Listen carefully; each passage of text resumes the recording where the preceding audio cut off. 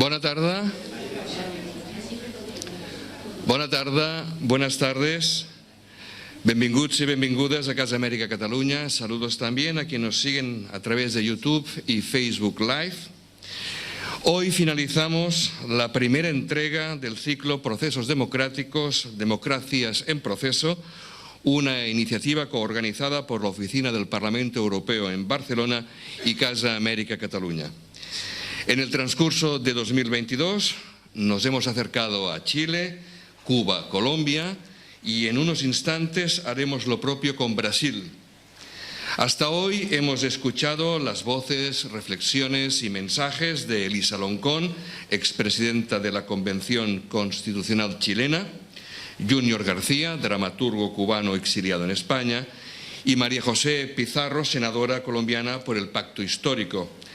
También nos han acompañado Javier López, copresidente de la Asamblea Parlamentaria Euro-Latinoamericana Eurolat, Inma Rodríguez Piñero, presidenta de la delegación en la Comisión Parlamentaria Mixta Unión Europea-Chile, Ada Colau, alcaldesa de Barcelona, y Gerard Figueras, entonces presidente de Casa América Cataluña y secretario de Acción Exterior de la Generalitat de Cataluña. Hemos contado asimismo con la participación de la periodista Isabel Galí y del periodista Robert Moore. El ciclo Procesos Democráticos, Democracias en Proceso ha abordado cambios democráticos y coyunturas sociopolíticas que se han registrado en Latinoamérica durante 2022 y ha analizado el impacto de estos cambios, el impacto que estos cambios puedan tener en la región. El ciclo ha considerado tanto los resultados en las urnas como el empuje de la ciudadanía, otorgando una especial atención a la consolidación de los nuevos liderazgos femeninos. Hablo en pasado, pero lo cierto es que el ciclo tiene futuro. En 2023 volveremos a plantearles nuevas sesiones, tendremos tiempo para irles informando. Bien, hoy, como decíamos, turno para Brasil. Como todos ustedes saben, las presidenciales del pasado 30 de octubre arrojaron un resultado tremendamente ajustado. Casi unos 2 millones de votos decantaron la balanza a favor de Luiz Inácio Lula da Silva. En porcentajes, Lula obtuvo el 50,8% y Jair Bolsonaro el 49,2% de los votos. A partir de entonces, y debido a situaciones, digamos que poco habituales tras una cita electoral, me refiero a largos silencios, protestas, declaraciones desafortunadas y directamente transmisión de falsedades, todas y todos hemos estado pendientes de Brasil siguiendo su actualidad diaria, aunque fuera de tanto en tanto y de reojo. 10 días después de la segunda vuelta electoral, todo indica que el traspaso de poderes se desarrolla con normalidad y que la mayoría de la población ha cerrado carpeta. Digo la mayoría porque todavía hay sectores que persisten en hablar de fraude y aún esperan alguna reacción nada democrática. La defensa y promoción de los valores democráticos son los que precisamente inspiran este ciclo y a ellos vamos a acudir de nuevo esta tarde con el apoyo y la participación de nuestros invitados. Nos acompañan Jean Willis, exdiputado del Congreso de Brasil, periodista e icono del colectivo LGBTQ, José Manuel Fernández, a quien veremos en pocos instantes, presidente de la Delegación del Parlamento Europeo para las Relaciones con Brasil, y Berta Camprubí, comunicadora y periodista en América Latina desde 2013. Muchas gracias por compartir este tiempo de debate con nosotros. Ahora les voy a presentar un poquito mejor, con un pelín más de detalle, a los participantes de hoy. Jean Willis, máster en Letras y Lingüística por el Instituto de Letras de la Universidad Federal de Bahía, es candidato a doctorado en Ciencias Políticas en la Facultad de Derecho y Ciencias Políticas de la Universidad de Barcelona. Activista de derechos humanos con prestigio internacional, en especial en el área de derechos LGBTQ, ha cumplido 2 mandatos consecutivos como diputado federal. Antes de iniciar el tercero, las amenazas de muerte contra él y su familia le obligaron a exiliarse. Ha ganado premios internacionales por su trayectoria intelectual y política. También se dedica a las artes visuales. En estos momentos expone desde exilio en la Virreina de Barcelona.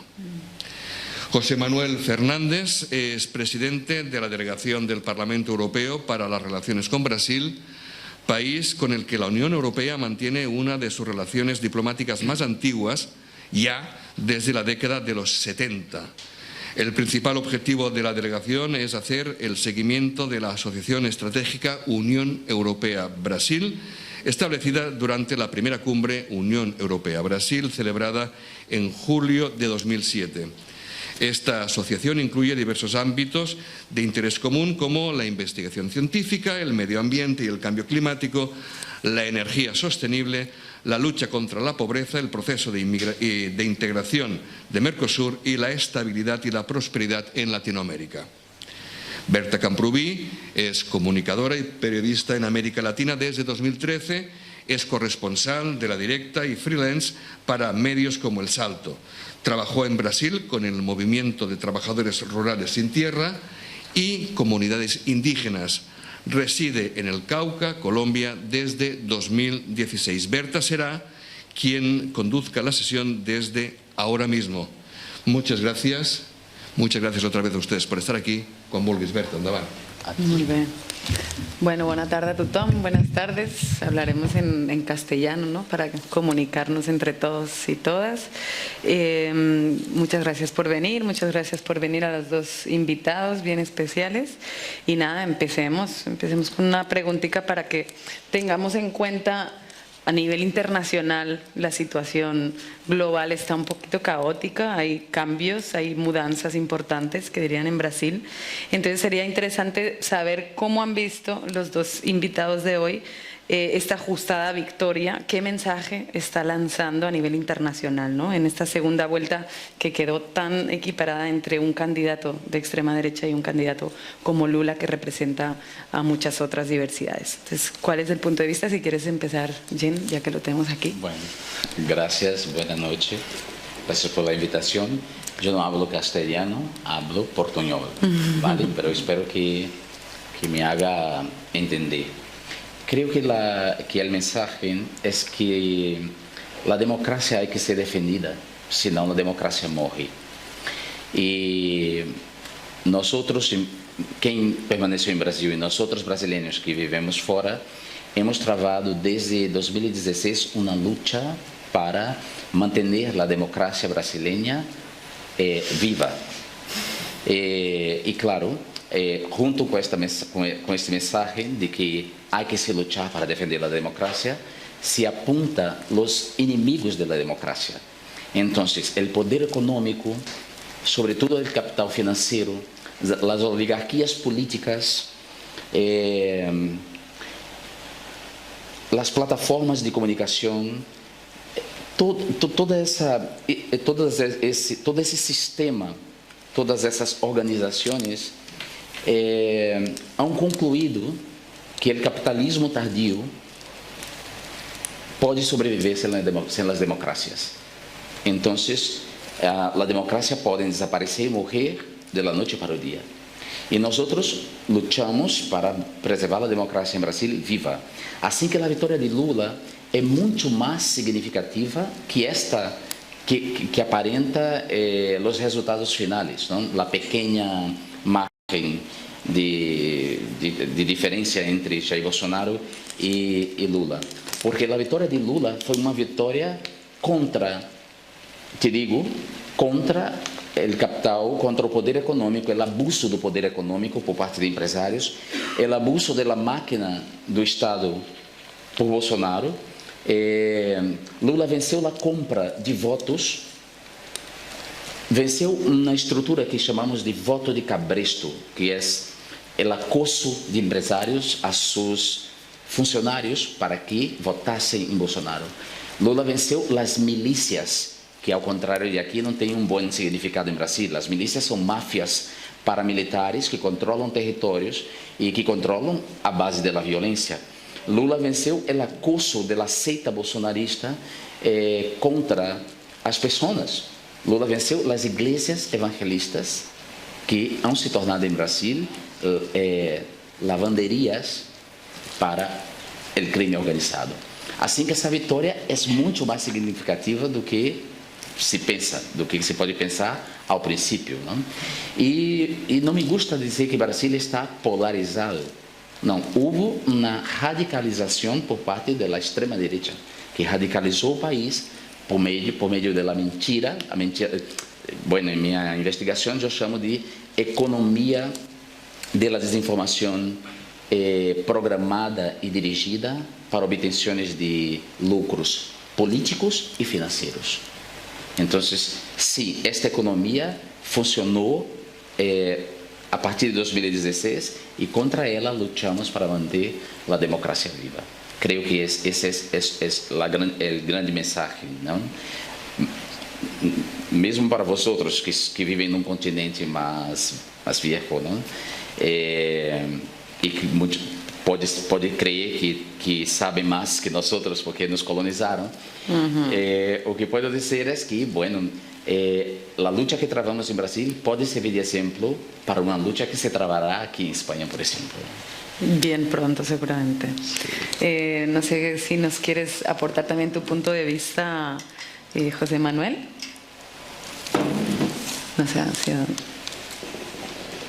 de esta... En primer lugar, me gustaría desearles a todos las buenas tardes y la invitación que se me ha hecho. También me gustaría saludarles de un modo muy especial a ustedes dos, pero también a todo el mundo que nos está siguiendo en la sala y nos está siguiendo también por internet. En primer lugar, es muy importante reconocer precisamente la dimensión y la relevancia e importancia de Brasil. Es el quinto mayor país del mundo, la 10ª economía mundial y casi la mitad de su población la mitad de la población latinoamericana está en Brasil. Por lo tanto, es un país clave para avanzar hacia acuerdos que se han visto parados, como es el caso del acuerdo de Mercosur. Lula da Silva empezó bien su intervención con la victoria, haciendo un llamamiento para la reconciliación, lo cual es fundamental. Quien gana tiene que ser magnánimo, quien pierde tiene que respetar la voluntad del pueblo y los resultados electorales. Son las normas de la democracia. Y ambos, ya sea el vencedor como el vencido, tienen que contribuir para realizar esta unión y reconciliación, inclusive porque hay muchos votos recibidos por parte de Lula da Silva que son votos negativos. ¿Qué quiere decir esto? Son votos que Lula da Silva tuvo no porque a la gente le gustara Lula da Silva, sino porque no le gustaba a la gente Bolsonaro, y también viceversa. Y Bolsonaro también obtuvo muchos votos, no porque a la gente le gustara Bolsonaro, sino porque, bueno, lo recibió porque a la gente no le gustaba Lula da Silva, lo cual también explica, en el fondo, diríamos, esta polarización, esta radicalización. Brasil es importante. Brasil es importante que se una después de un proceso electoral que ha sido transparente, donde el Tribunal Supremo Electoral ha llevado a cabo una misión muy importante, brutal diría. A veces no tenemos la noción aquí que estamos hablando de más de 500.000 secciones, urnas electorales, ¿sí? 577.000 para ser más específico, 577.000 urnas electrónicas, en 472.000 secciones electorales en Brasil y en el extranjero. Y bien, en unas elecciones hay muchos elementos positivos, hay una cantidad evidentemente de candidatos, se trata a fin de cuentas de unas elecciones en las que se da una gran participación, por consiguiente hay una gran inclusión, cada vez hay un aumento de las candidaturas indígenas. De hecho, hay 7 candidatos indígenas que han sido electos para la Cámara de Diputados, con lo cual esto es algo que yo considero extraordinariamente positivo. Como presidente de la delegación Unión Europea-Brasil, yo considero que nuestra relación con Brasil se tiene que llevar a cabo sobre la base de una palabra que es la de la cooperación, no poniendo en práctica paternalismos, no, tenemos que aprender mucho los unos de los otros. En ese sentido yo considero que Mercosur, que es un acuerdo que ya lleva 20 años intentándose negociar y que se paró desde el año 2019, se tiene que reactivar. El acuerdo de Mercosur se tiene que reactivar. Por un lado tenemos la Unión Europea, por otro lado Brasil, Argentina, Paraguay y Uruguay, ¿verdad? Estamos hablando de más de 750 millones de personas y estamos hablando del 25% del PIB mundial. Es esencial también que estos acuerdos nos ayuden a ambas partes. Es decir, tiene que ser una situación de vencedor-vencedor para superar los retos mundiales, tales como el cambio climático, desafíos tales como el aumento demográfico, también la escasez de recursos naturales, de energía, y también para poder confrontarnos precisamente aquello que es, o que son más bien dicho, los efectos negativos de la guerra que estamos viviendo hoy en día. Siempre teniendo como objetivo crear un crecimiento que sea inteligente y sostenible, pero que también que sea algo inclusivo. Y aquí la lucha contra la pobreza es muy importante. Bien, con Lula da Silva, y teniendo en cuenta las declaraciones que ha hecho y precisamente con su participación en la COP27 del clima, también el día 18 de diciembre vendrá a visitar Portugal, es decir, primero se dirige a África y después visitará Europa. Entonces, esto muestra que se trata de un Brasil abierto, lo cual es muy importante. Y por tanto necesitamos tener este Brasil abierto en este mundo global, donde estos acuerdos que he mencionado también han tenido siempre como objetivo, el acuerdo de Mercosur que he mencionado tiene como objetivo luchar contra la pobreza. Si miramos el papel de Lula da Silva, cuando habla, por ejemplo, de la desforestación, de la lucha contra el cambio climático, cuando Lula habla también de la lucha contra la pobreza, estamos sin lugar a dudas con las mismas prioridades encima de la mesa.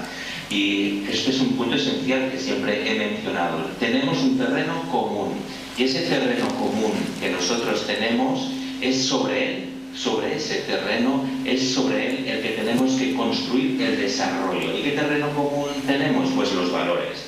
Los valores europeos que defendemos también tienen que ser compartidos a nivel mundial para poder afianzar la democracia, el Estado de Derecho, la libertad, la defensa de la vida y de la dignidad del ser humano. Se trata, a fin de cuentas, de valores, todos ellos que queremos reforzar, y por encima de estos valores es esencial ir construyendo el desarrollo. Un desarrollo que, como he mencionado anteriormente, tiene que ser un desarrollo inteligente. Tenemos que apostar por la capacitación, tenemos que apostar por la investigación, y en este sentido creo que Unión Europea y Brasil reforzarán también a este nivel esta investigación. Y sin lugar a dudas tenemos que aprender los unos de los otros. La investigación, por ejemplo, en el ámbito del medio ambiente, en la actividad silvícola, la lucha contra los incendios, investigación oceanográfica, investigación de la ciberseguridad, yo creo que son puntos extraordinariamente importantes, y yo creo que el objetivo del desarrollo sostenible y de la sostenibilidad tiene que estar siempre presente, y como he mencionado también toda la cuestión de la inclusión y la lucha contra la pobreza. Brasil, como sabemos, es el principal productor del mundo, uno de los principales productores de alimentos del mundo. Es inaceptable que haya tantas personas que sufran hambre allí. Por lo tanto, en ese sentido también tenemos que luchar por la seguridad alimentaria, para precisamente tener una agricultura que sea sostenible, y por ello debemos afianzar la cooperación. Tenemos la obligación de trabajar y avanzar en este sentido. Muchas gracias, José Manuel. volvamos aquí en este momento a hablar un poquito de esa radicalización de la que has hablado.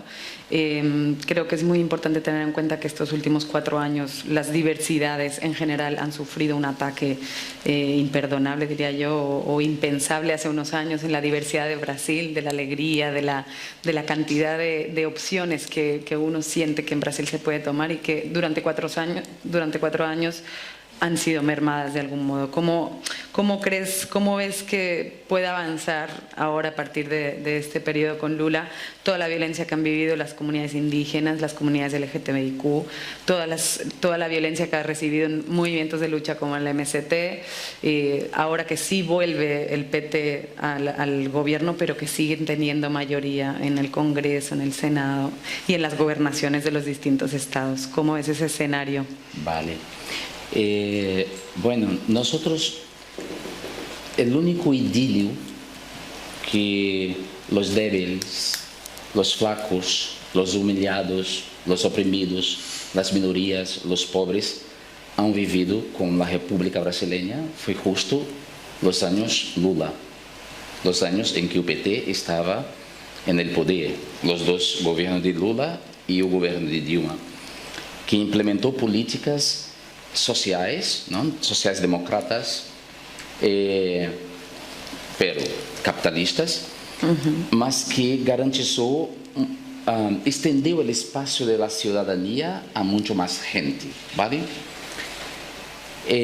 Temos que ter em conta que quando se habla de valores europeus, os valores europeus, há que se encarar a verdade. Eu me quedo com Hannah Arendt. A verdade, aunque perezca o mundo. Os valores europeus não estão igualmente distribuídos. ¿No? Los valores son muy bonitos y están en el horizonte, podemos mirarlo, pero ¿quién alcanza este horizonte? ¿Quién está protegido por esos valores europeos? ¿No?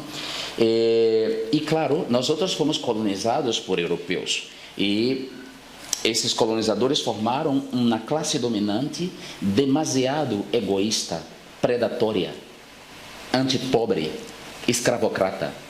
Brasil é um país que viveu 350 anos de esclavitud, viveu sucessivos golpes militares. A República foi proclamada por militares, em contra da família real.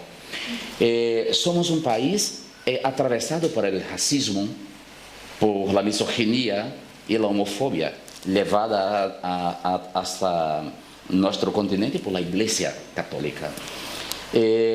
Então, quando falamos de la vitória de Lula e dizemos, bueno, hay agora que hacer la união, hay que unir o país. Bueno, vamos unir o país, pero temos que reconciliar, e a reconciliação implica responsabilidade. Quem perdoa é Deus. Nós outros queremos reconciliação. E a reconciliação só vem se os assassinos, os criminosos, os corruptos, todos que transformaram nossa nação nesses últimos 6 anos em palco de desgraças forem punidos. Há que haver uma reconciliação. E esperamos que isso se passe. Então, eu confio completamente em Lula, porque governou o Brasil por 8 anos e pôs o Brasil como uma estrela no cenário mundial. ¿Vale?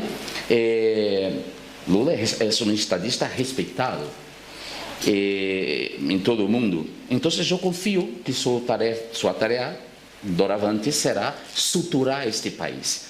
Pero suturar este país que foi herido por la extrema direita, e aí há que dar responsabilidades a quem tem responsabilidade, não? Porque a polarização pressupõe que nós outros hacíamos o mesmo que eles, e não é verdade. Marielle Franco foi assassinada numa emboscada muito bem planeada. Eu estou no exílio, fui acossado e ameaçado.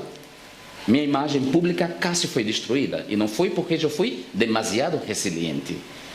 Há outras pessoas exiladas, e há criminosos que estão no poder. Não podemos deixar que isso siga. Eso te iba a comentar. Necesitamos responsabilidades y no podemos tampoco esperar que el gobierno de Lula haga milagros cuando tiene una gran presencia de esa extrema derecha que ha sido la victimaria. No, el gobierno Lula no tendrá presencia de la extrema derecha. Ha hecho una frente con la centro derecha. No, sí. Con la centro derecha. Me refiero a que hay presencia en el Congreso de los del Partido Liberal. Habrá la extrema derecha, eso seguirá, pero no con tanta fuerza para perjudicar el mandato de Lula. Y Lula tiene una habilidad que es una cosa que, bueno, nació con él, ¿no? Es un hombre de la negociación. Es como dijo Aristóteles, es un animal político. Habla para toda la gente. Mira que este hombre estaba arrestado por 580 días, ha vencido un cáncer y salió enamorado y casó otra vez. Y en ningún momento habla en venganza.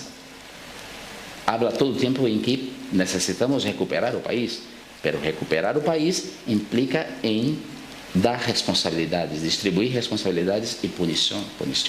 Si no, viveremos algo parecido con España, que puso una pedra sobre la dictadura de Franco y las desgracias de la guerra civil y nadie habla de eso, como si eso no hubiera pasado. Y bueno, tenemos que recordar entonces lo que dijo Eduardo Galeano. No hay historia muda. Si la historia no habla, la guerra sigue. Un gran paralelismo con la dictadura de este país, sí, bien soterrada. José Manuel comentaba, vamos un poquito a hablar también de economía, ya que sacó el tema de estos acuerdos, Mercosur, etcétera. ¿Cuál es tu opinión del acuerdo Mercosur para que tengamos otro punto de vista? Y también preguntarte y a los dos les pregunto, ¿qué políticas a nivel económico también seguirá el gobierno de Lula? Pues en los 12 años de PT vimos un capitalismo, nunca eso se puso en duda. Ahora de pronto con la emergencia climática estamos empezando a poner en duda si el capitalismo es el modelo a seguir para poder seguir existiendo como humanidad. Y dentro del capitalismo, pues el sistema extractivista. Brasil vive de la soja transgénica, del glifosato, etcétera. ¿Cuál es tu punto de vista desde el acuerdo de Mercosur y de esas políticas? Esta cuestión es bastante compleja. Yo, además de ser diputado en Brasil, yo era diputado del Mercosur. Entonces iba a Montevideo en la delegación brasileña. Y bueno, yo creo que el acuerdo del Mercosur y todos los acuerdos hechos por Europa, Estados Unidos, con Latinoamérica, aunque sean acuerdos honestos, que no beneficien solamente los países ricos y desarrollados, sino nosotros mismos. La prioridad para nosotros es sacar las 30 millones de personas que volvieron a la extrema pobreza, que están morrendo de hambre en un país que produce soja y para alimentar porcos y ganado y otra parte. Será un reto enfrentar esa cuestión porque hay demasiada gente estúpida que no mira la catástrofe climática, es la verdad, ¿no? Enfrentamos un negacionismo del cambio climático como enfrentamos un negacionismo de la vacuna o de la ciencia. Entonces, bueno, hablaba eso con el profesor Fernando Sales, que está aquí, que a mí me interesa cada vez más trabajar esas cuestiones al mismo tiempo, interseccionales, ¿no? Y yo quiero contribuir de esta manera para el gobierno Lula. No sé si él logrará suceso inmediato, porque, mira, es un frente amplio, pero un frente amplio democrático, y eso ya es mucha cosa, ¿no? Y hay personas en el gobierno como Marina Silva, que es una mujer muy respetada internacionalmente porque defiende la floresta. Hay buenas políticas elaboradas y políticas que no son meramente desenvolvimentistas como las de antes, pensando un desarrollo sostenible. Ahora, cuanto al capitalismo se apresentar como la solución para los problemas que él mismo crió, es una cosa que yo no logro contestar, porque la gente mira el capitalismo como una naturaleza. Es como si no hubiera alternativa fuera del capitalismo. Y bueno, sí que hay. Y para hablar de alternativas fuera, tenemos que hablar un poco de este fantasma que ronda Europa, como dijo Marx en el Manifiesto Comunista, ¿no? um fantasma sempre rodou a Europa, que é o fantasma do comunismo e, portanto, do socialismo, de uma sociedade que seja mais solidária, que encurte a distância entre os ricos e pobres, que não ponga os recursos naturais em las manos de grandes corporações e que não estejamos bajo uma ditadura. Bueno, a palavra talvez seja muito forte, mas estamos bajo uma infraestrutura global de comunicação contra la qual não temos muita força. Então, Google, Amazon, Twitter, Facebook, todas essas plataformas que engendram o capitalismo de plataforma e o capitalismo de vigilância são estruturas supranacionais e que han hecho intervenções em los processos decisórios em nossos países, sobretudo em Latinoamérica, Centroamérica y Oriente Medio. José Manuel, si puedes hacer también tu intervención. Yo, ya que cito Jenna a Eduardo Galeano y tú has hablado mucho del desarrollo, te preguntaría a quién desarrolla el desarrollo. Así lo decía Eduardo Galeano. Desde la Unión Europea creo que es interesante pensarse esa pregunta.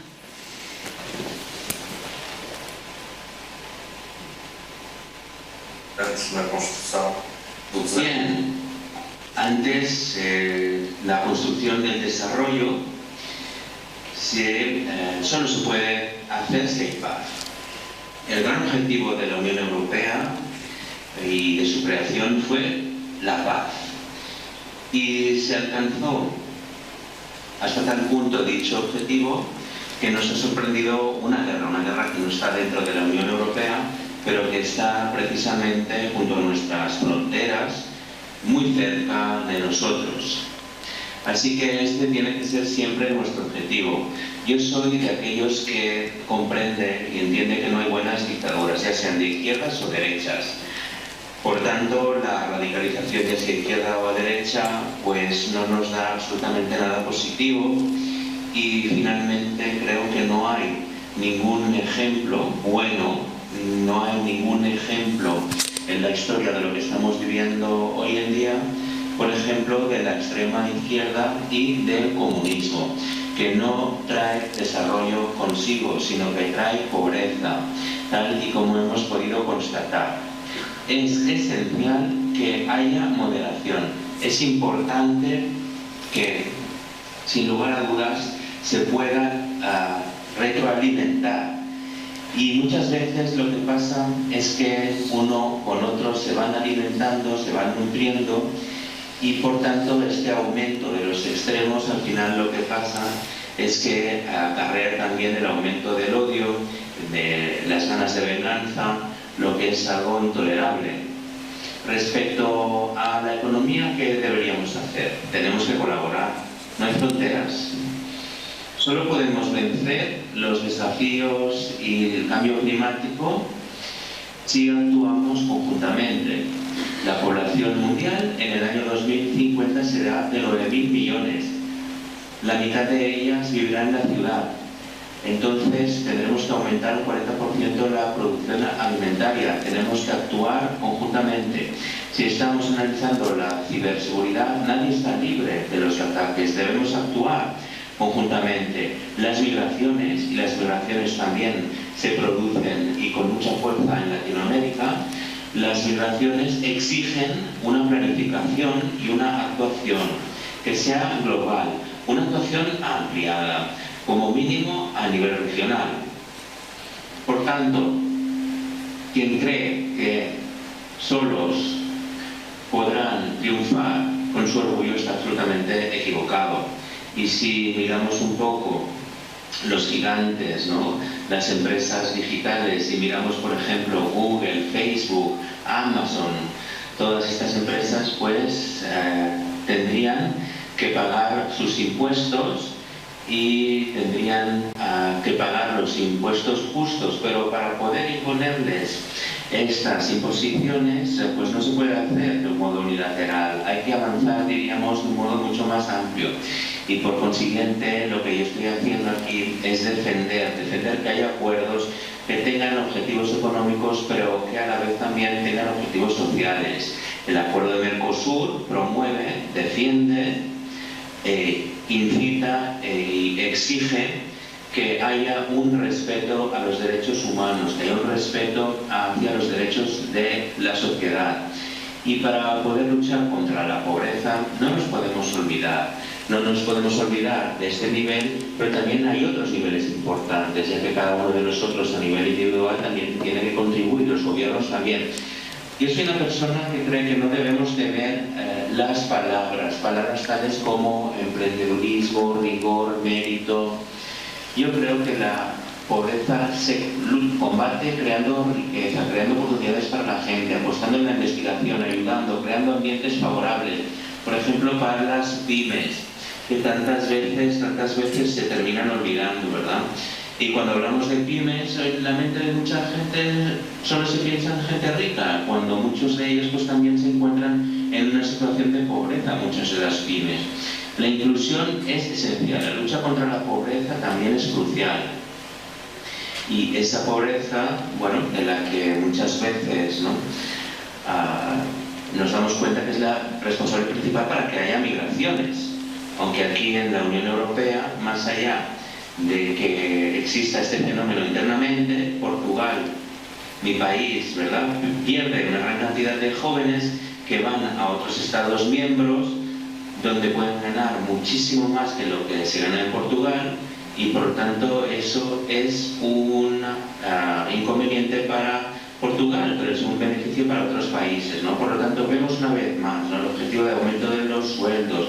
Por eso estamos avanzando conjuntamente en Europa para tener una directiva que fije salarios mínimos y que facilite vivir con dignidad, ya porque inclusive muchos trabajadores en el seno de la Unión Europea inclusive se encuentran en situación de pobreza, aunque cuando se habla de pobreza en la Unión Europea no se habla al mismo nivel ni tiene la misma definición. Tenemos una buena definición de lo que es pobreza, ¿no? Estar en una situación de pobreza es quien tiene menos del 60% de los beneficios medios nacionales como ambición y como promoción, ¿verdad?, para poder conseguir esa igualdad. Y eso solo se puede lograr en sistemas democráticos donde se incluya participación, donde haya también transparencia, que es a fin de cuentas algo absolutamente necesario.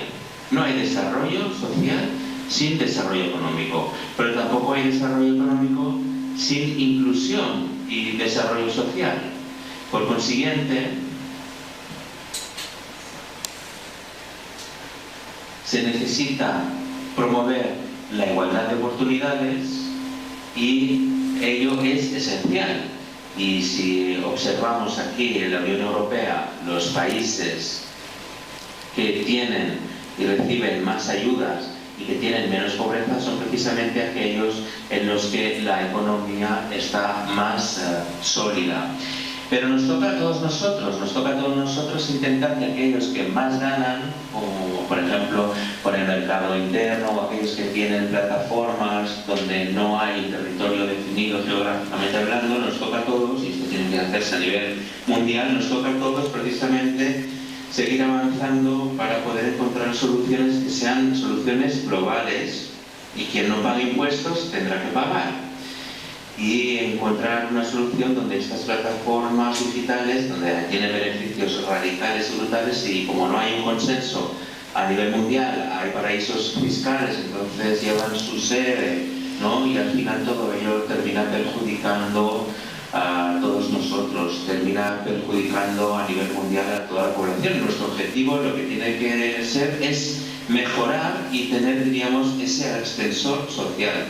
Pero un ascensor donde nadie precisamente se quede fuera, y donde nadie quede detrás. Y ese tiene que ser el objetivo de todos. Yo considero que Lula da Silva es pragmático, es un pragmático, y creo que intentará buscar, y ya lo dijo él mismo, intentará conseguir la sostenibilidad en su gobierno, y obviamente creando condiciones económicas también para poder posteriormente pues reducir la pobreza, que a fin de cuentas es una pobreza muy elevada en Brasil.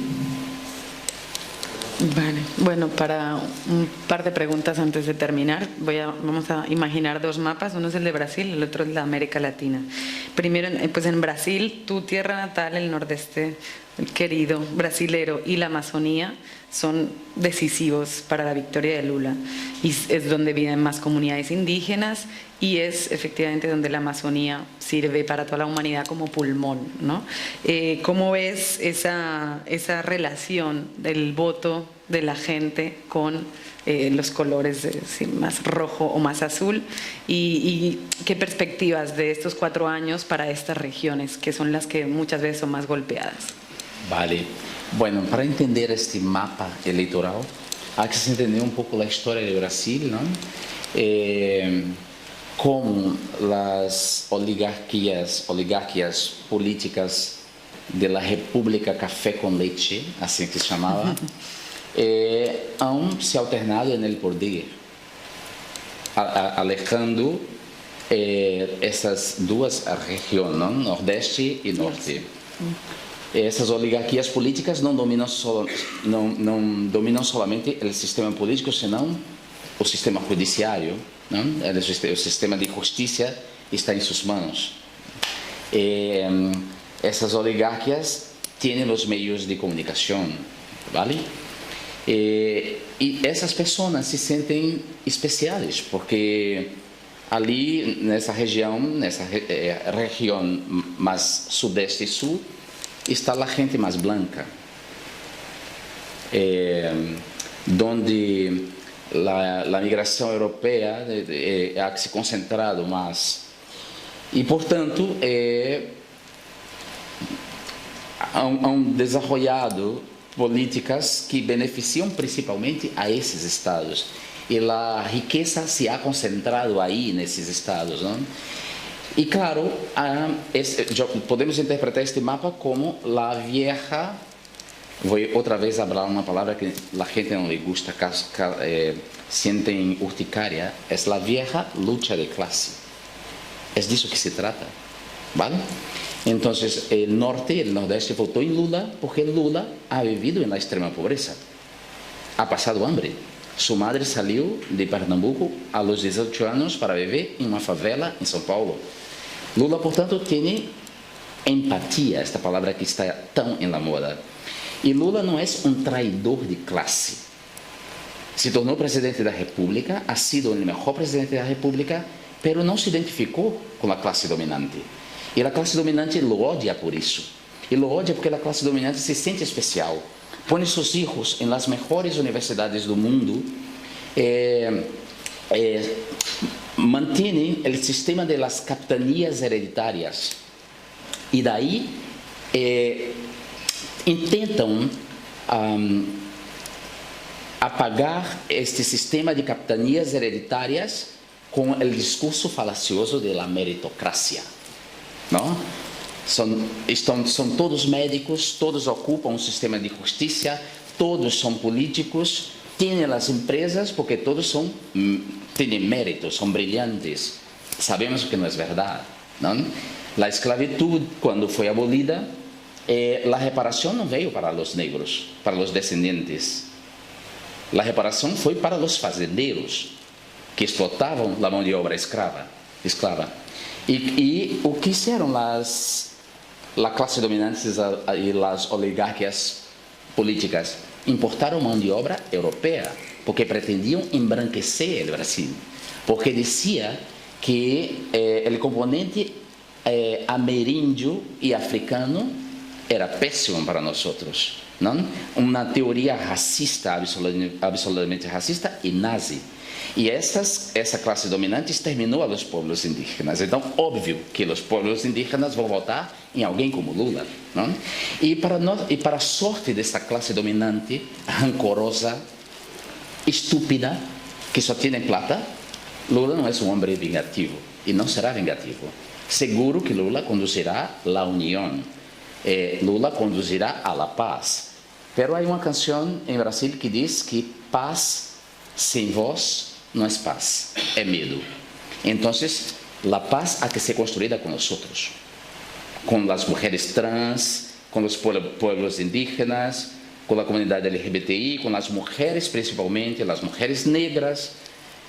Nada sobre nosotros sin nosotros. Así se construye una democracia y así creo que Lula conducirá. Y eso explica, te expliqué ahí muy rápidamente, por qué el mapa de Brasil está así dividido. Muchas gracias por esta clase de historia y política y interseccionalidad.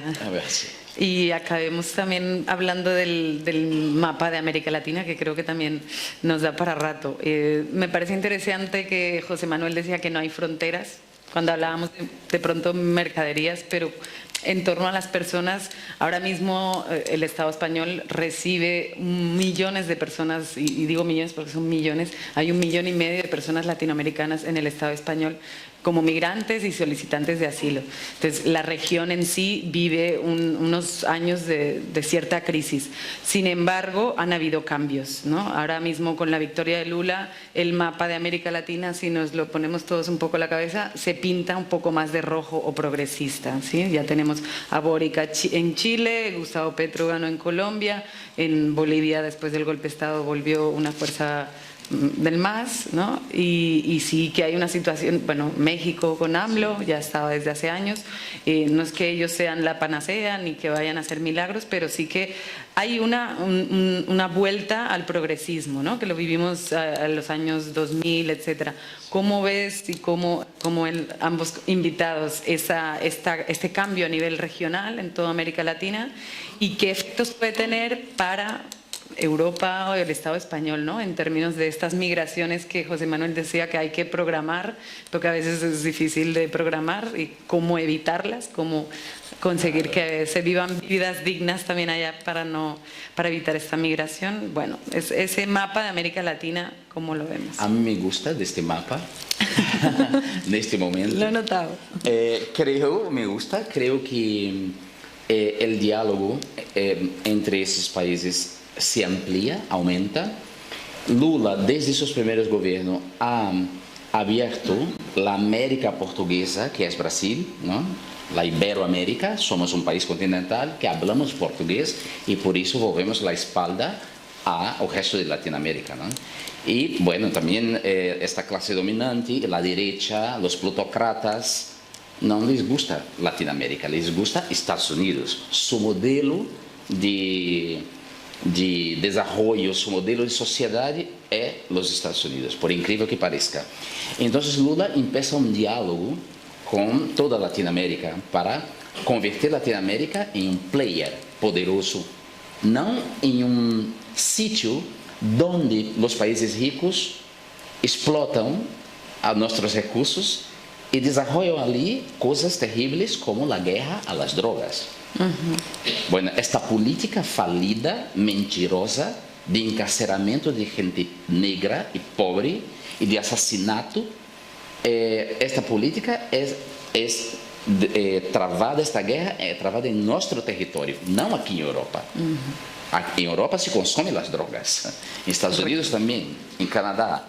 En nuestro país se produce, pero con larga matanza contra gente pobre, contra gente negra, y con ese discurso, que es un discurso que todavía contamina amplios sectores de la sociedad, que son manipulados por un discurso mentiroso, porque es la verdad, hay que decir. Y un discurso mentiroso que no parte solamente de esta economía digital de la mentira, sino de los medios masivos que también trabajan con la mistificación y con la desinformación. Brasil y Argentina tienen medios de comunicación terribles, de derecha, que no hacen una cobertura política, sino una difamación de la izquierda. Entonces, ese mapa me agrada mucho y estoy torciendo para que el Sur Global, como puedo decir, cambie esta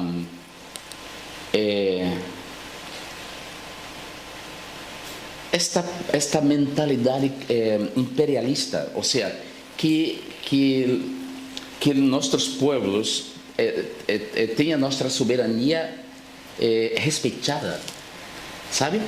Que nos intervengan desde el centro de los imperios en nuestra política, poniendo plata para elegir gente que es contra su propio pueblo. Entonces, sí, estoy contento. Me gusta rojo. mi corazón es rojo, mi sangre es rojo y creo que Latinoamérica está mejor roja.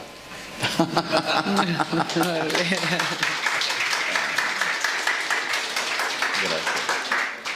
José Manuel, si quieres también tu punto de vista de este cambio, de este giro que está tomando América Latina y de qué relación puede tener con la Unión Europea y el auge que tenemos aquí, por ejemplo, en Italia o en Suecia, de la extrema derecha.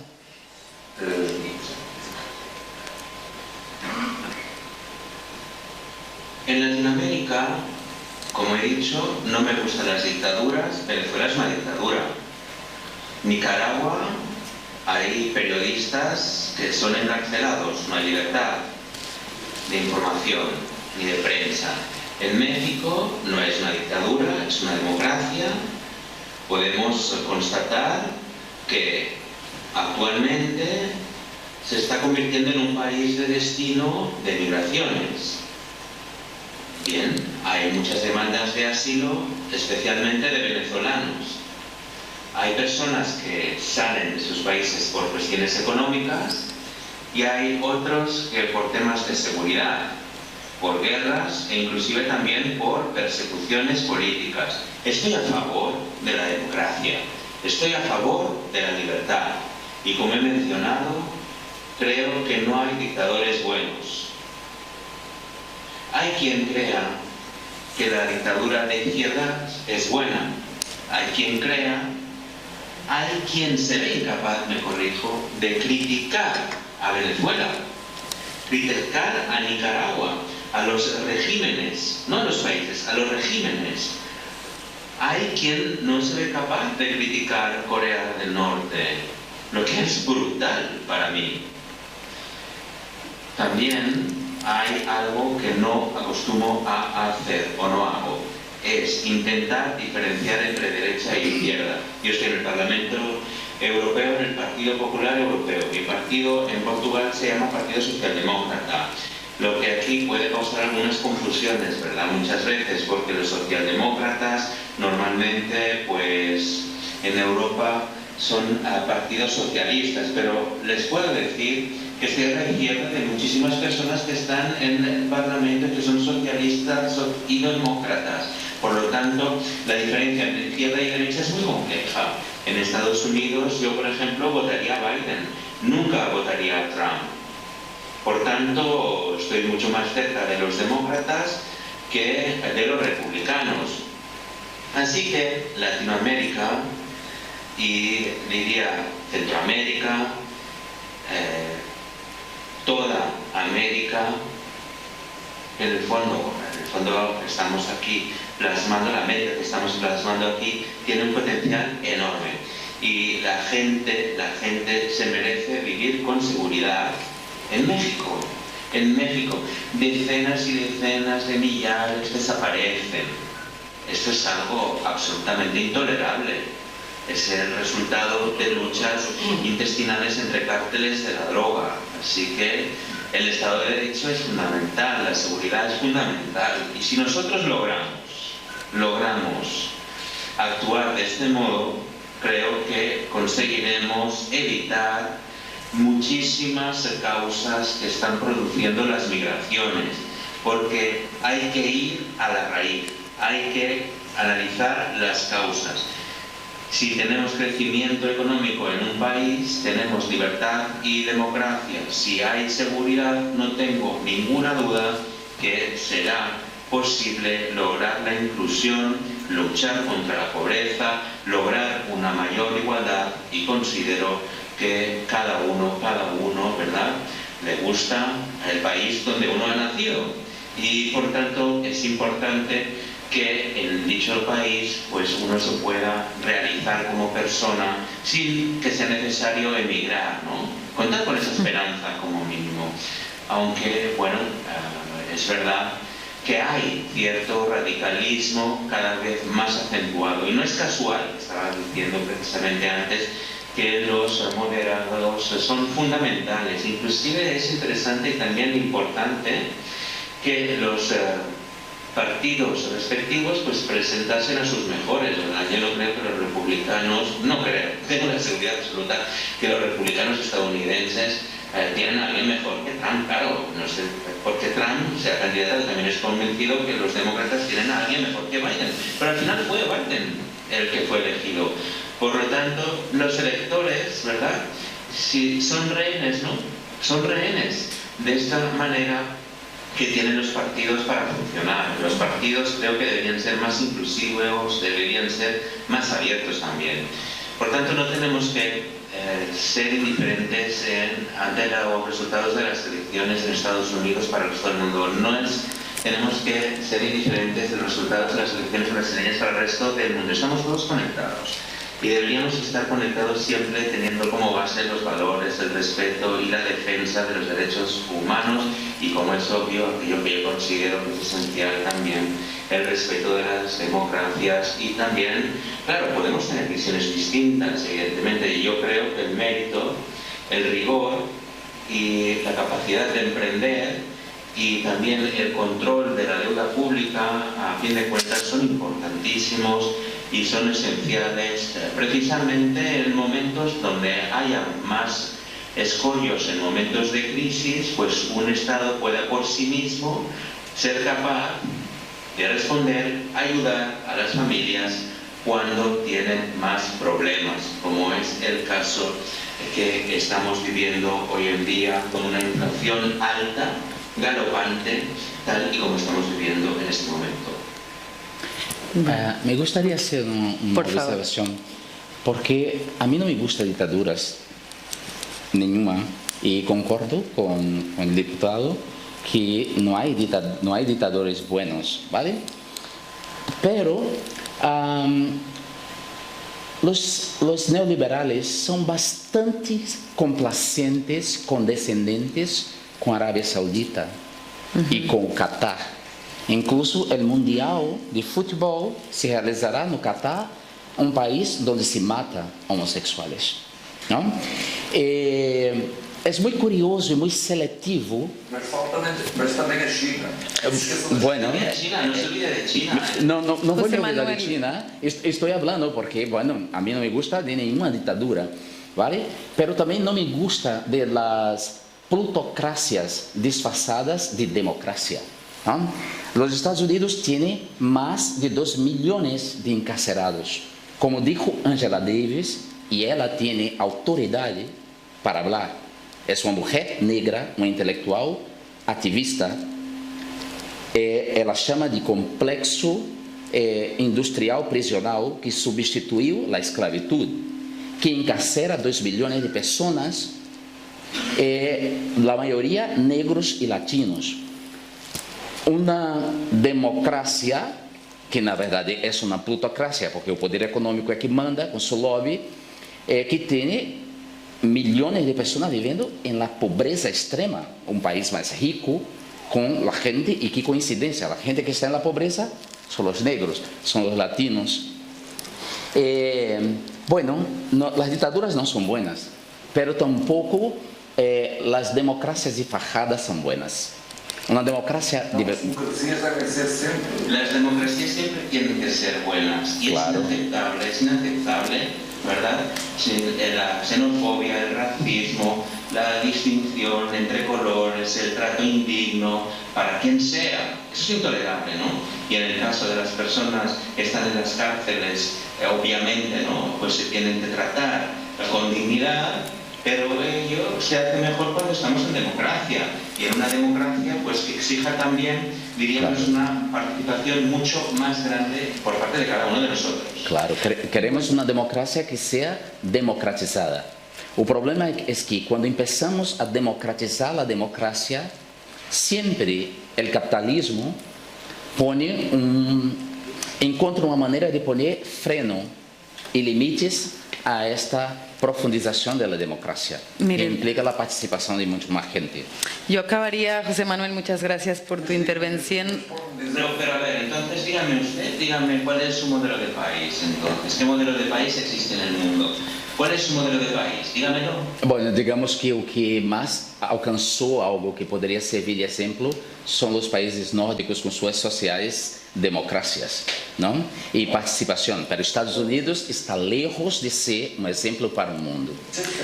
Bueno, muchas gracias a los dos. Sí, Creo pero a que... ver, la Unión Europea, ahora déjame, no, estamos haciendo un diálogo. Dale. La Unión Europea, lo último que viene, la Unión Europea, Muy bien. estamos hablando, no siempre somos conscientes, ¿verdad?, de nuestra plusvalía, nuestro valor. 6% de la población mundial, 6% de la población mundial en la Unión Europea. Estamos hablando del 21% del PIB mundial aquí. Pero tiene más del 40% de gasto social del planeta. Lo que demuestra la desigualdad existente en el mundo, pero también demuestra algo más. Y es la importancia y la fuerza que los estados poseen en ámbitos sociales. Y es algo que es absolutamente necesario que se siga manteniendo. Y concluyo con esto, si me lo permiten. Aunque tengamos un reto enorme que nadie está hablando, es el reto de la natalidad. Somos de los más ricos, pero también somos los más viejos del planeta, y la natalidad tendrá consecuencias, ya está teniendo consecuencias brutales, especialmente respecto a temas de seguridad social. Bueno, muchas gracias. Yo creo que el debate está muy interesante y preciso terminar con esto del tema de la natalidad. Digo que sería interesante que también Europa deje entrar a un montón de migrantes que intentan entrar y algunos mueren en la Mediterránea, pero dejémoslo aquí. Yo acabaría con una frase que ha dicho Jen al inicio del debate, que es que el capitalismo tardío puede prescindir fácilmente de la democracia. Y muchas gracias. Yo creo que un gran aplauso para estos dos compañeros. Muchas gracias. Y vamos, no has acabado, compañera. Podemos ahora pasar a estas dudas que tenga el público, comentarios, pensamientos. Creo que está muy rica la sesión. Disponemos de apenas 10 minutos, un cuarto de hora, así que les voy a pedir, por favor, que hagan preguntas muy breves para intentar obtener respuestas claras y también breves. Por tanto, la primera palabra estaba aquí, segunda, tercera y cuarta.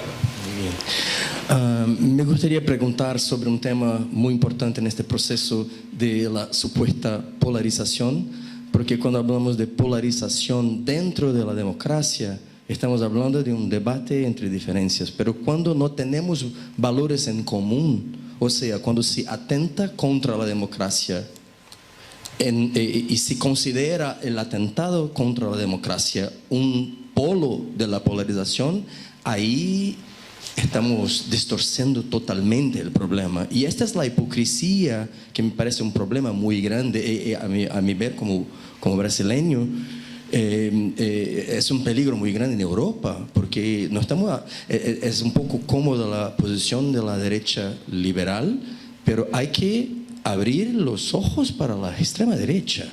Y bueno, mi punto es la guerra cultural que la extrema derecha está haciendo en muchos países y que para mí me parece una amenaza muy grande a Europa. Y me gustaría decir a los europeos hoy, presten bien atención a lo que pasa en Brasil, lo que pasa en Estados Unidos, porque la Europa, hay una expresión en inglés, don't take for granted your democracy, para hablar en inglés como los americanos. Entonces me gustaría preguntar sobre el papel del control de la narrativa de las noticias falsas, porque lo que vimos, que algo que comenzó en larga escala con la elección de Trump, es muy fácil decir que Trump no es demócrata, pero el proceso que eligió Trump, eligió Bolsonaro, incluso con el mismo articulador, Steve Bannon, y que en Europa se ve reflejos de esto claros, en Hungría, y bueno, no necesito profundizar esto ahora, pero me gustaría que ustedes, Jean, yo sé que su doctorado incluso investiga la cuestión del papel de las noticias falsas en los procesos demócratas, y me gustaría también de escuchar el colega portugués sobre esta amenaza de la guerra cultural de la extrema derecha, que incluso engole, traga la derecha liberal. Perfeito. ¿Contestamos o escuchamos otras? Contestamos. Bueno, para mí eso es una cosa tan urgente cuanto los cambios climáticos. La mentira siempre ha amenazado la política. La política ha tenido siempre una relación compleja con la verdad, ¿no? Y la propaganda existe desde, bueno, la antigüedad, aunque no tuviese ese nombre antes, la propaganda política. Pero ahora estamos en un momento de cambios muy profundos, porque esta infraestructura global de comunicación no es solamente una infraestructura de transmisión de conocimiento y información, sino es una infraestructura que está cambiando nuestras estructuras cognitivas y al mismo tiempo extraen de nosotros las informaciones, y esas informaciones han se convertido en commodities, ¿no? Uma coisa que Shoshana Zuboff chama de capitalismo, surveillance capitalismo, né? Capitalismo de vigilância, que não somente extrai nossos dados, como nos converte em escravos. Bueno, mal despertamos, estamos no Twitter escrevendo e produzindo conteúdo de graça para Twitter, para Facebook, para todos eles. Han se tornado essas, como he dicho, não, essas estruturas, essas organizações supranacionais que não respondem a nenhuma autoridade. Então, eu concordo com nosso colega português que alguma coisa há que ser hecha. Estamos pensando em muitos caminhos nesse sentido, Europa, Estados Unidos, pero creio que é uma luta difícil e não teria uma resposta agora. Pero não se pode pensar a defesa da Amazônia, e não somente da Amazônia, senão da floresta do Congo, da floresta tropical do Congo e da floresta tropical de Papua Ocidental, que está ocupada por Indonésia, como as três florestas fundamentais para a regulação do clima. Se habla muito de Amazônia, mas se olvida dessas outras florestas, onde há pueblos originários sofrendo genocídio e liderazgos estão sendo assassinados, igual que em Brasil.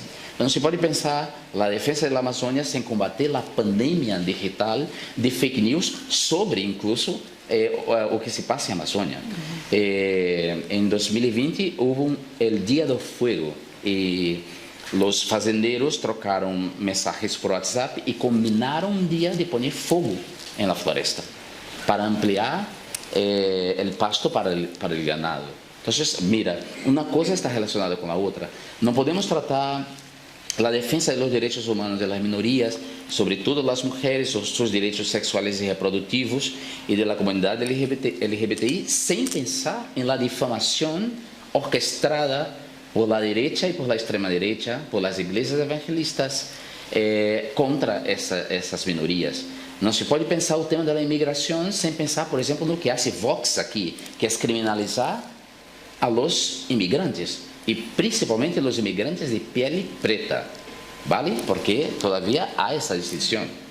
Em Brasil, os brancos de Estados Unidos, Canadá e Europa, quando chegam, são tratados maravilhosamente bem, mas quando vêm os bolivianos, os venezuelanos, os racistas brasileiros os tratam mal, porque, claro, são indígenas, têm a pele marrom, ou seja, para mim as coisas não podem ser apartadas.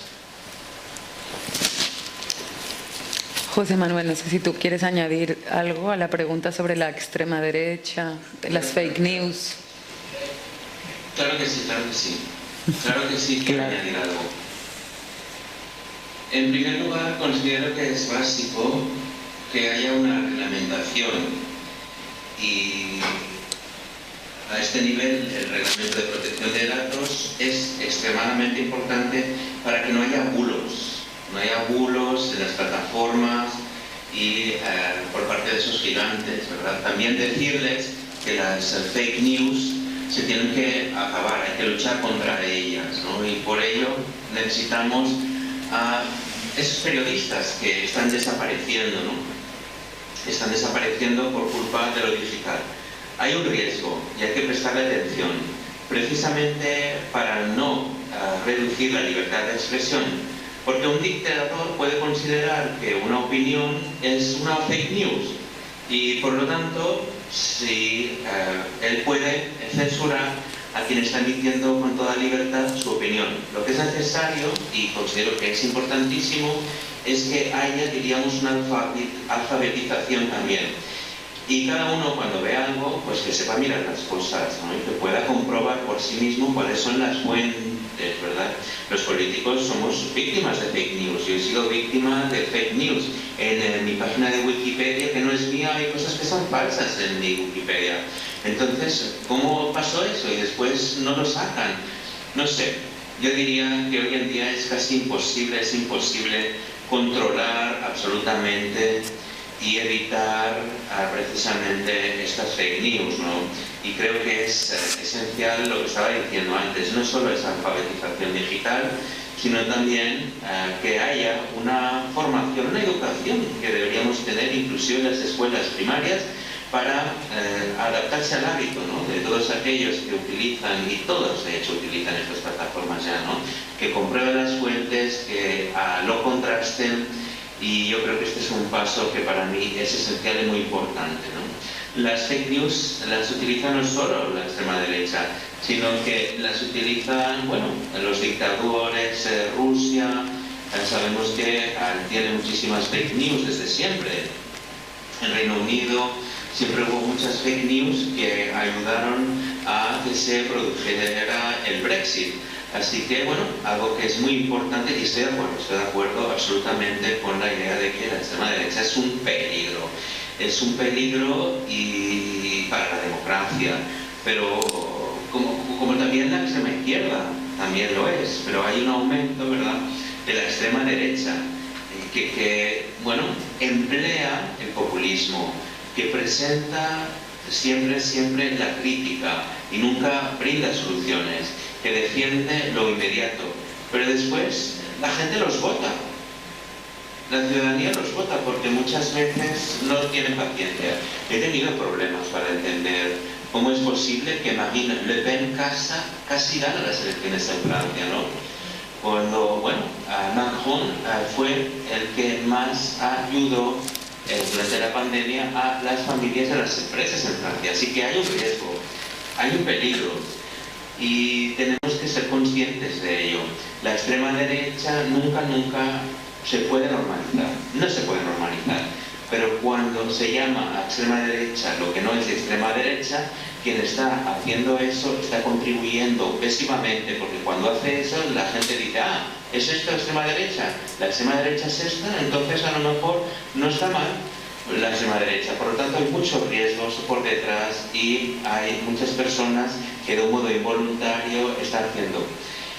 El señor Macron y otros, bueno, produjeron esta extrema derecha. ¿Por qué?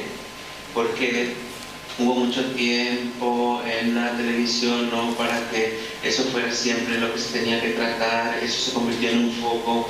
Y entonces la gente, ¿qué pasó? Pues la gente tenía más tiempo en antena de lo que deberían tener, y a Macron porque le interesa eso, ¿no?, y otras políticas en Francia, para poder recibir el voto negativo en el segundo turno. Entonces es siempre una garantía, ¿no?, hasta la fecha en Francia, tener un candidato, ¿no?, que va al segundo turno con la extrema derecha, después termina ganando porque toda la gente vota contra la extrema derecha, lo cual es un riesgo, es un peligro. Y por ejemplo, si Marine Le Pen ganase las próximas elecciones para la presidencia francesa, pues la Unión Europea corre un riesgo brutal. Y bien, hay muchos culpables, y uno de los culpables son precisamente aquellos que ayudan a normalizar la extrema derecha o que le dan un tiempo en la antena y en las emisiones con exceso por intereses propios, intereses electorales, ¿no? Si hablamos de Francia, pues hubo otro problema más añadido, que fue el siguiente, ya que junto junto a la extrema derecha de Marine Le Pen, aún hay alguien más aún a la extrema derecha. Y por tanto, bueno, esa aparición, ¿no?, llevó casi, diríamos, a una normalización de la misma Marine Le Pen y una moderación de Marine Le Pen. Estoy de acuerdo absolutamente con su contribución respecto al peligro que supone la extrema derecha en Europa. La extrema derecha también que, bueno, a fin de cuentas, y el avance y el progreso de extrema derecha en países tales como Estados Unidos y la radicalización que acaece, que es muy peligrosa y perjudicial para todos, inclusive el ejemplo de Francia, ¿no? Si Marine Le Pen gana en Francia las elecciones, algo que no descarto, pues bueno, se hundirá el proyecto europeo y tendremos problemas enormes, y quien estaría muy satisfecho y muy feliz de entrada, ¿verdad?, tal y como están las cosas ahora, sería el señor Putin. Vamos a cambiar un poco la estrategia. Yo ya sé que esto de la síntesis es muy complicado. Vamos ahora a ceder las 3 palabras que quedaban pendientes. Lo haremos de golpe para que así agilicemos un poquito más. Yo les ruego a nuestros compañeros que están protagonizando el debate que también se sumen a ese esfuerzo de síntesis, porque ya estamos casi fuera de tiempo, pero quisiera, como dije antes, ceder las 3 palabras que me quedan pendientes. Una estaba aquí. ¿Aquí? Sí, sí. Aquí. Vamos a hacerlo todo junto, ¿eh? Es decir, primera pregunta. Vale. Seré muy breve. Creo que gran parte de la discusión ha girado en torno a algo que es clásico entre los politólogos, que es la pugna por la hegemonía cultural. Porque la hegemonía cultural incluye la construcción de un léxico determinado dependiendo de orientaciones políticas e ideológicas diferentes. Incluso la discusión última sobre las redes sociales tiene que ver con esta pugna por la hegemonía cultural. Mi pregunta es esta. La pugna por la hegemonía cultural en los diferentes países de América Latina tiene el mismo marco de referencia, o la diversidad que hay desde México hasta Argentina plantea marcos de referencia diferentes y no necesariamente compatibles entre sí. Esta es la primera, vamos a la segunda, por favor, brevedad. Aquí se ha mencionado, cuando se han hablado de gobiernos de izquierda en América Latina, se ha mencionado a Cuba. Entonces quisiera saber la opinión sobre lo que pensáis del gobierno de izquierdas de Cuba y de Perú, que tampoco se ha mencionado. Y también no estoy de acuerdo en que se haya puesto a México como un gobierno de izquierdas cuando el gobierno es impune a todos los miles de asesinatos de mujeres y es cómplice. Por tanto, para mí no es un gobierno progresista. Y la última palabra la tenemos acá. Gracias, José y Jean, por la contribución de esta noche. Me gustaría, Jean, de obtener su respuesta acerca de cómo ve el fascismo en Brasil ahora, porque y nosotros como brasileños tenemos que llamar así, es fascismo lo que ocurre allá. Y me pareció en el inicio de su habla decía esto, ¿no?, de la diferencia muy pequeña entre Lula y Bolsonaro, pero no creo que los 48% son fascistas. Entonces mi pregunta es, ¿cuál es el futuro del fascismo en nuestro país, en Brasil? ¿Cómo podemos ayudar que el país no va al fascismo de hecho, ¿no? Gracias. Bueno, voy a empezar por tu pregunta. Muchas gracias. Humberto Eco escreveu um livro, que na verdade é uma conferência sua, que ministrou em Estados Unidos, e converteu depois um livro que se chama Fascismo Eterno. Ou seja, esta força diabólica, essa estrutura de pensamento maléfica que ameaça a humanidade, esta ode a la estupidez, los hombres rancorosos, los resentidos, los losers, los fracassados, los invejosos, sempre vai haver. E quando há situações onde eles se podem estar em rede, construir seitas, a humanidade está ameaçada. Yuval Noah Harari dijo que necessitamos de milhões de pessoas para para construir tudo que construímos como civilização, não? Pero basta meia dúzia seres estúpidos no poder para poner em ameaça toda a humanidade. Então, Trump, Putin, Duterte, Duque, Erdogan, Bolsonaro e todos esses homúnculos, esses homens ameaçam a humanidade, não? Temos que ter isso em nossa mirada. O fascismo não vai desaparecer. Os 40% de brasileiros que votaram em Bolsonaro não são fascistas todos. Eu diria que nem toda pessoa que votou em Bolsonaro é fascista, mas todo fascista votou em Bolsonaro. Isso é verdade. Claro, e essa seita maldita, ela seguirá, volverá às alcantarilhas, assim espero nós outros. Mas os vermes sempre estão postos, ou como disse Camus em La Peste está sempre à espreita. Então, não podemos nunca nos olvidar disso, não? Europa, sobretudo, que presenciou uma fábrica de morte, de matar pessoas com os nazis. Eu não sou muito especialista em Cuba, a mim me encantaria visitar Cuba antes que a isla seja aberta e, uma vez mais, invadida por o turismo massivo e vale. Cuba é uma ditadura, não há como negar, Cuba é uma ditadura. Pero, bueno, também há coisas muito interessantes de se pensar, não? Com toda a pobreza que há em Cuba, com toda a escassez, a gente não passa hambre. Mientras Estados Unidos, com toda a riqueza, há milhões de pessoas com hambre, não? Passando hambre. Em Brasil também. Bueno, Cuba, Venezuela, Nicarágua são ditaduras, como China é ditadura, como Arábia Saudita, Catar, ou seja, há demasiadas ditaduras do mundo, não? O que não podemos é fazer esta como se diz, me olvidei da expressão, ser seletivo, tratar solamente de umas ditaduras, acusá-las de ditadura, acusá-las de ameaçar a liberdade, quando Julian Assange está sendo extraditado para os Estados Unidos e se quedará em prisão perpétua por haver revelado ao mundo o que Estados Unidos estava fazendo com distintos países, incluso com o Brasil, porque a desestabilização do sistema político brasileiro se deu por causa dos Estados Unidos.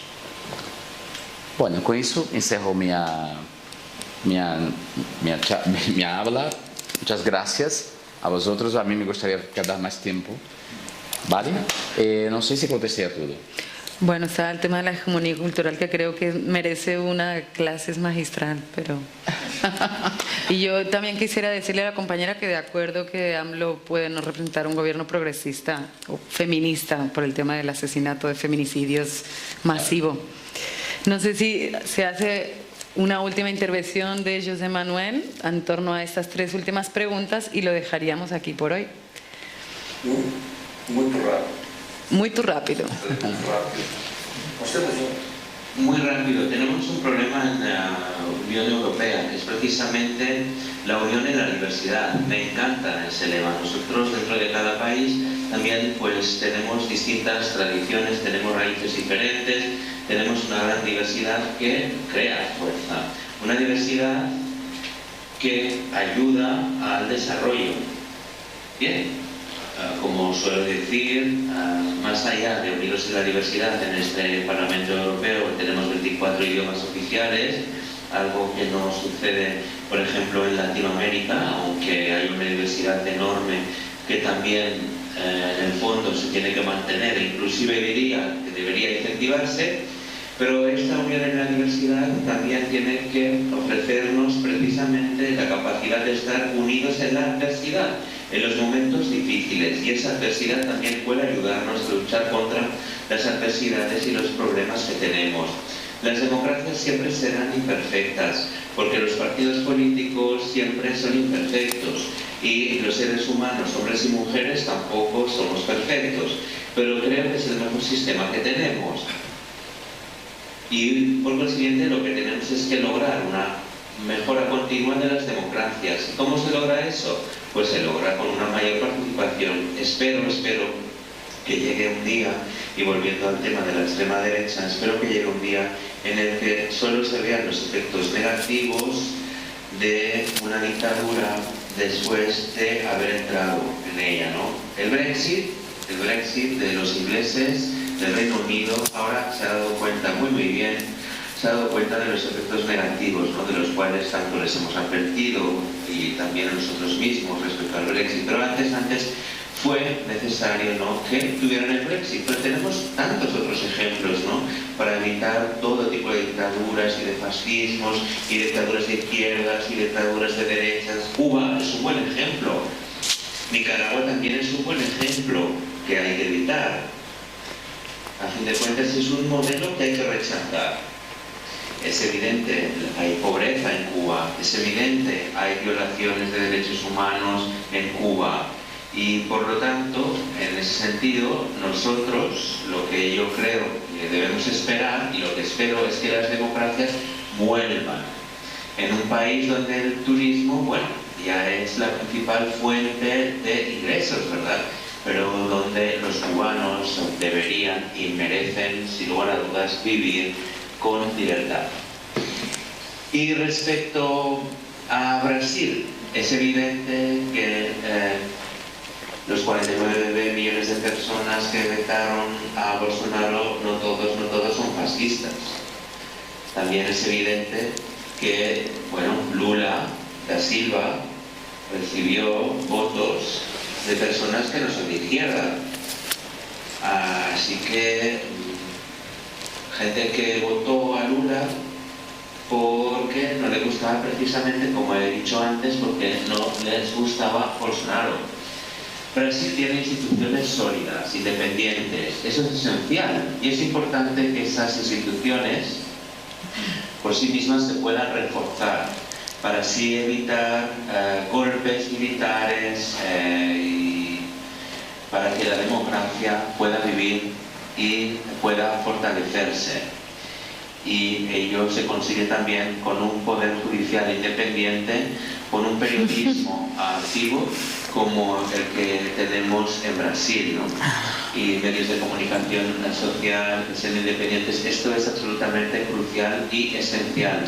Y además de todo ello, es necesario aumentar los mecanismos de participación y que haya, a fin de cuentas, una transparencia máxima en la vida de las instituciones y especialmente, sobre todo, en las instituciones que gobiernan a todos los niveles que Brasil tiene, ¿no? Yo confío en Brasil. Confío en Brasil porque es un país donde Lula da Silva ya ha hecho un guiño a los gobernadores que no son de su partido, que no son sus secuaces, ¿no?, y a los alcaldes que tampoco son de su partido.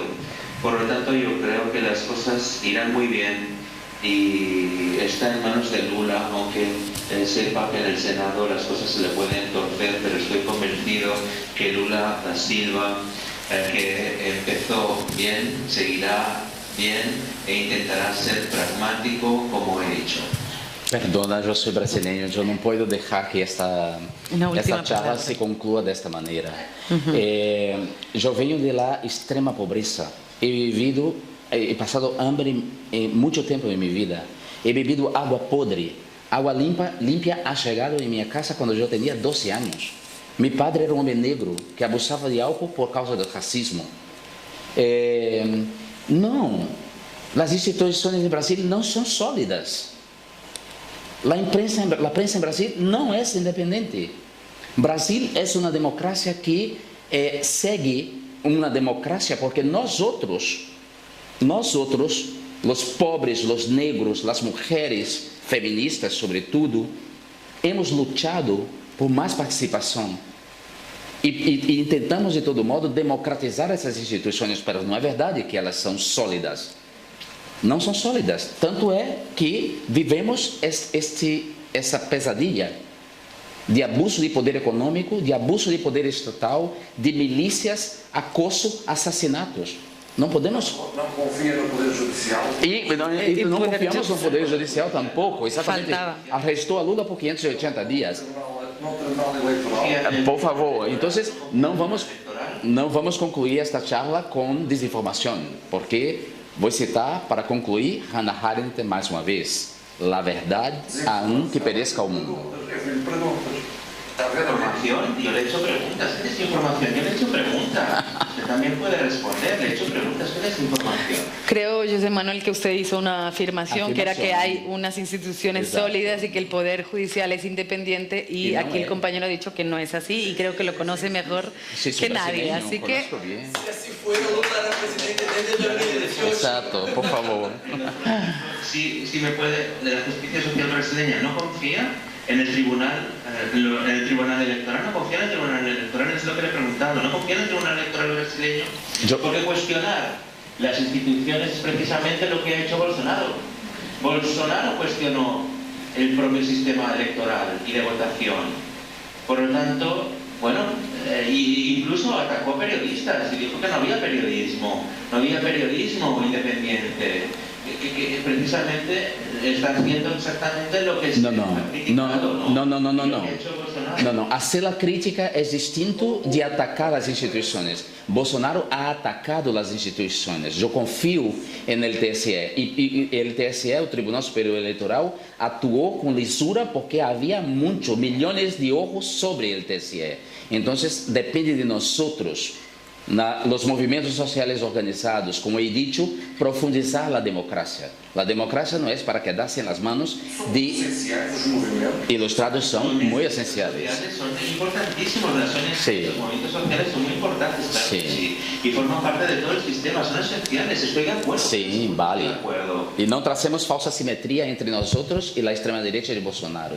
Ellos son la barbarie. acabamos con esto. Muchas Muchísimas gracias. Si me permites, Berta, evidentemente muchas gracias a José Manuel, muchas gracias a Jen, lo diré mal 4 veces más, Jan y a Berta.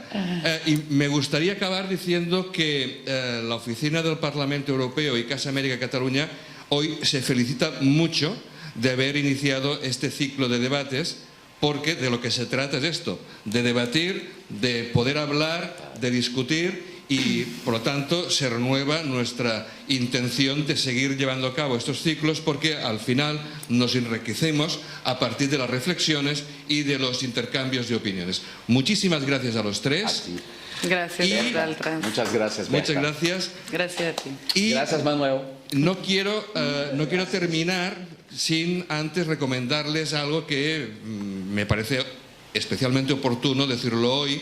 Es que el próximo viernes, día 18, a las 8 de la tarde, en los cinemas Girona de Barcelona, se proyecta un documental brasileño titulado Lutar, lutar, lutar, que explica la maravillosa trayectoria del Club Atlético Mineiro, pero además también desde unas vertientes de algo que se ha hablado bastante desde Bruselas y desde aquí: justicia social.